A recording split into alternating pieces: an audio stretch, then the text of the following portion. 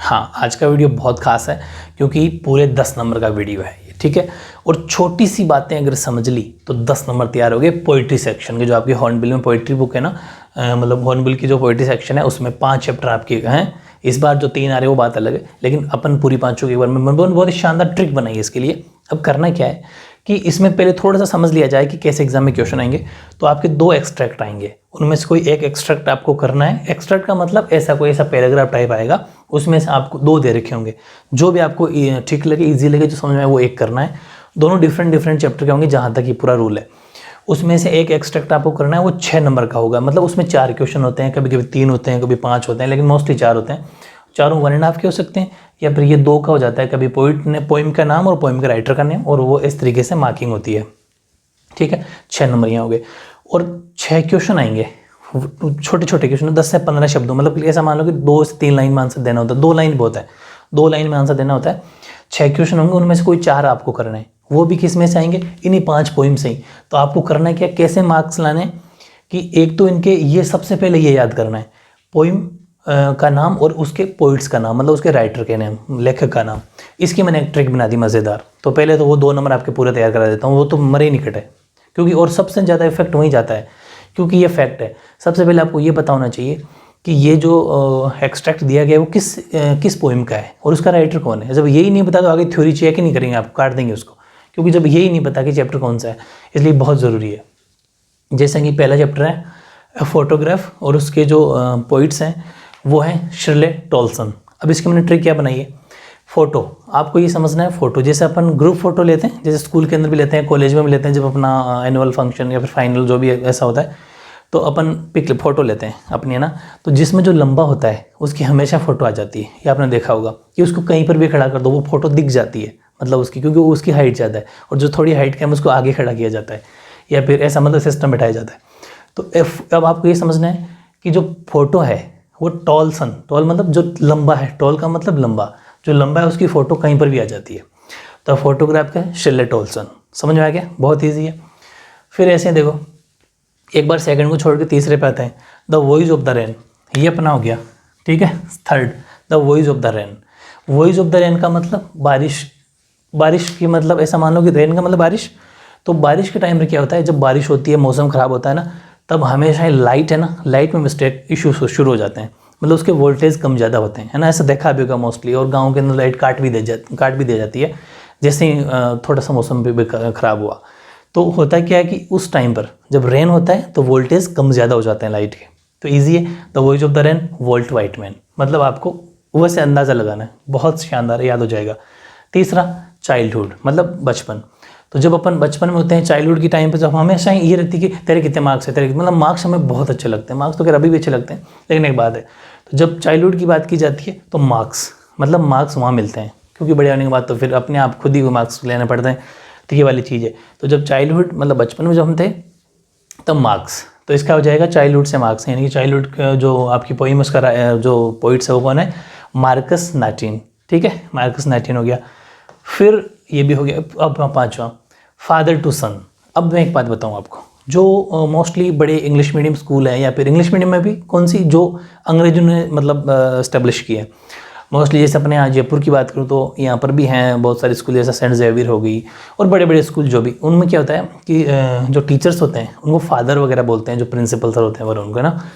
तो मतलब आपको ये समझना है कि जो अंग्रेजों ने इस्टेब्लिश की स्कूल, मतलब एलिजाबेथ एक अंग्रेज थी, तो वो इंग्लिश थी, वैसे ही मतलब फादर टू सन, मतलब जिसमें फादर बोला जाता है, मतलब एलिजाबेथ मतलब अंग्रेज, तो फादर एलिजाबेथ, याद हो जाएगा कि फादर कहाँ बोलते हैं? इंग्लिश मीडियम मतलब अंग्रेजों वाले स्कूलों में। तो फादर एलिजाबेथ जेनिंग्स हो जाएगी। तो बहुत आसान है, एक बार सोच के देखो, इतना कभी ज़िंदगी में नहीं भूल सकते कि आपको 5 नाम याद करने, फिर ऑटोमेटिक हाँ अच्छा उसका राइटर हुआ है, उसका हुआ है, ठीक है, क्योंकि इसमें कन्फ्यूजन बहुत रहता है। ये हो जाएगा। अब द लेबरेंट ऑफ बचा, इसमें क्या हो जाएगा कि इसमें वैसे तो आप अपने हिसाब से बना सकते हो। द यूजेज, टेड यूजेज, तो टेड यूज़, वैसे तो टेड यूज़ बोलते हैं उसको। तो उसमें मेरे हिसाब से तो कोई ज़्यादा अच्छा कुछ बैठा नहीं, तो मैंने ये सोचा कि टी टी टी ऐसा, मतलब जिसमें टी टी ज़्यादा हो, जैसे कि 2 टी है और वहाँ पर टेड यूज़ मतलब टी। तो इस तरीके से ये आपके बहुत मज़ेदार चीज़ है। या फिर ये मान लो कि 4 याद कर लिए तो बचेगा तो वही, फिर 5 वैसे ही याद हो जाएगा, तो कोई वो भी इशू नहीं है। अब करना क्या है कि इसमें ये जो 2 नंबर आपके तैयार हो गए, कैसे कि कि पैराग्राफ कोई सा भी आएगा तो आप तुरंत उसको क्लिक कर जाओगे कि जैसे अच्छा ये तो चाइल्डहुड की बात है, अब राइटर कौन था उसका तुरंत याद आ जाएगा। यानी कि चाइल्डहुड का मतलब बचपन में मार्क्स मिलते थे, तो वही यानी कि आपका हो जाएगा मार्कस 19। तो ये बहुत ईजी है। इस तरीके से वन एंड हाफ का हो सकता है 2 नंबर का, तो 10 में से 2 तो ये ट्रिक्स हैं आपके कंप्लीट हो जाएंगे। ठीक है, इसके बाद में क्या होता है, इसकी बात करता हूँ मैं 4 की।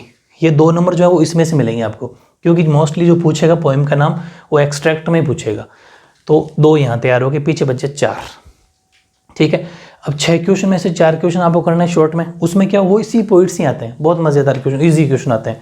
जैसे सपोज मैंने ये एक्सट्रैक्ट यहाँ लिख दिया, अगर ये एक्सट्रैक्ट एग्जाम में ना आए और कोई दूसरे चैप्टर का एक्सट्रैक्ट आ जाए तो यहाँ से फिर इस वाले में क्वेश्चन पूछ लेगा। एक्सट्रैक्ट तो कहीं और से दे देगा, उसके क्वेश्चन आंसर अलग हो जाएंगे, वो आपके 6 नंबर का क्वेश्चन अलग हो गया। फिर उसको ये भी तो बनाना है 4 नंबर का, वो 1-1 नंबर के होंगे। ये 6 में 4 करने से भी 1-1 नंबर के होंगे। तो उसमें से क्या पूछ लेता है, जैसे ऐसे सिंपल क्वेश्चन आ जाता है कि व्हाट इज़ द सॉरी यहाँ से देखें, what did he think about heaven and hell in his childhood. मतलब वो बचपन के अंदर हेवन एंड हेल के बारे में क्या सोचता था, वो वाली चीज़ आ गई। तो वहाँ पर क्या हो जाएगा कि ऐसे कोई पोइट का कुछ नाम दे देगा, उस पोइट के अंदर वो जो पोइट्स था, पोइम के अंदर जो पोइट था वो क्या सोचता था। तो वो जब वो सोचता था कि ये एक्चुअल में रियल होते होंगे, है ना, ये जो है स्वर्ग वगैरह ये सब नरक सब ये रियल होते होंगे। लेकिन जब वो बच्चा बड़ा हुआ, मतलब एडल्ट हुआ, ऐसा मान लो कि मैच्योर हुआ, तब उसको पता चला, या वयस्क हुआ हिंदी में, तब उसको पता चला कि ये ऐसा कुछ नहीं, अगर एक्चुअल होता तो ये ज्योग्राफी की बुक में होता। सही बात है कि भाई ऐसी कोई जगह होती कि वहाँ पर है, उस फला देश के अंदर है, उस जगह होती तो ज्योग्राफी के अंदर होता ना, तो वो चीज़ समझता है। ऐसे मतलब बहुत आसान है। तो अब करना क्या है, इन 4 नंबर के लिए आपको 5 ही तो पॉइंट है, और इस बार तो 3 ही आ रही है। तो 5 अगर पॉइंट है मुश्किल से, मतलब आप मान लो कि 5 पॉइंट में 10 पेज बनेंगे पूरी, उसकी थ्योरी याद करनी है। थ्योरी मतलब इसको पढ़ना है, उसको ट्रांसलेशन हिंदी में पढ़ना है। पहले इंग्लिश पढ़ लो, फिर उस साथ के साथ हिंदी कर लो, एक ये पढ़ लिया, इसकी हिंदी पढ़ लो। हिंदी में क्या होगा, लाइन टू लाइन की हिंदी पढ़नी है आपको, एग्जैक्ट ट्रांसलेशन आ जाना चाहिए, मीनिंग आ जाना चाहिए, एक स्टोरी बन जाएगी। अच्छा कि ये पूरी स्टोरी है, ये पूरी स्टोरी कहानी है, तो 5 कहानी याद करनी है पूरी। बहुत स्टोरियाँ वैसे ही याद हो जाती है, तो बहुत ईजी है। 5 स्टोरी अगर याद कर लेना तो क्वेश्चन आंसर अपने शब्दों में लिख देना ऑन वर्ड्स। उतना जानते हो, टेंस आपने पढ़ रखे हैं, तो जिस टेंस के अंदर क्वेश्चन चल रहा है उसमें आंसर दे देना। बहुत आसान है, अभी बात करूँगा कैसे आंसर देना है, तो बहुत ईजी हो जाएगा। तो ये आपके 4 नंबर जो है वो कहीं नहीं कटने, बहुत आसान है, बहुत ईजी है। बस आपको करना क्या है कि इसकी हिंदी ट्रांसलेशन इंग्लिश और हिंदी को पढ़ना है, बस इतना सा काम करना है, पूरे 4 नंबर तैयार है। वैसे भी 1.5 या 2 लाइन में आंसर देना है बस।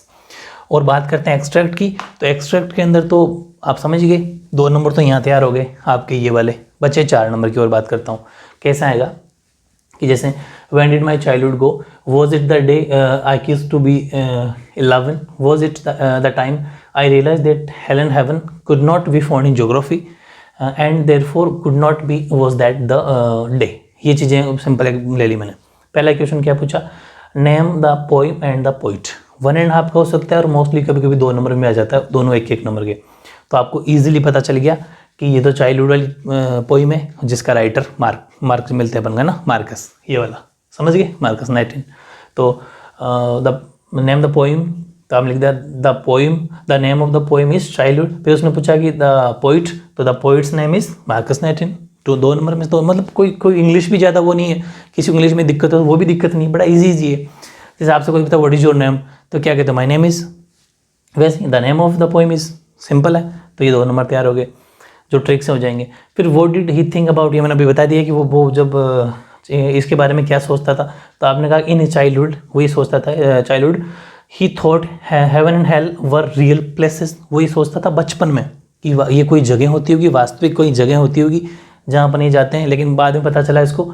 फिर नेक्स्ट क्वेश्चन वही है कि what does he think of them now, उसके बाद में उसने क्या सोचा उनके बारे में। तो उनके बारे में उसने ये सोचा कि जैसे वो बड़ा हुआ, यानी कि as a grown up person. अब ये as a grown up person या फिर एज ए एडल्ट ऐसा भी लिख सकते हो, मतलब थोड़ा 1 वर्ड कोई गलत मार्क नहीं करते उसमें। मतलब कि थोड़ा जब वो वयस्क हुआ, एज ए ग्रोन पर्सन का मतलब तो जब थोड़ा बड़ा हुआ, वयस्क हुआ, मैच्योर हुआ, समझने लगा तब। तो as a grown person he thinks that they are imaginary places, ये तो एक काल्पनिक जगह है। इमेजिनरी मतलब बिल्कुल ईजी इंग्लिश होती है, अपने ऑन वर्ड्स में लिख सकते हो, मार्क्स नहीं करते। इमेजिनरी प्लेस मतलब कि ये तो कोई काल्पनिक जगह है। क्यों? क्योंकि अगर सही होती तो ज्योग्राफी की बुक में होती। ठीक है, places as they find no mention in geography books, क्योंकि मेरे को तो ज्योग्राफी बुक्स में कहीं मिली नहीं, इसका मतलब ये काल्पनिक है। तो ये सोचता था जब बड़ा हो गया, तो ये क्वेश्चन हो गया पूरा तैयार।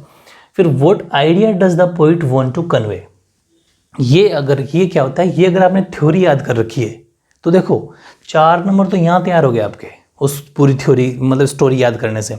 उस स्टोरी याद करने से ये क्वेश्चन भी तैयार हो जाएगा, क्योंकि आइडिया आपको जब तक स्टोरी याद ही नहीं तो आइडिया कैसे बताओगे। आइडिया मतलब होता है कि उसने इस पोइट से के बारे में मतलब उसने क्या अपने विचार रखे, सामान लो, ठीक है। तो the poet wants to convey the idea that, इतना तो पूरा वही है।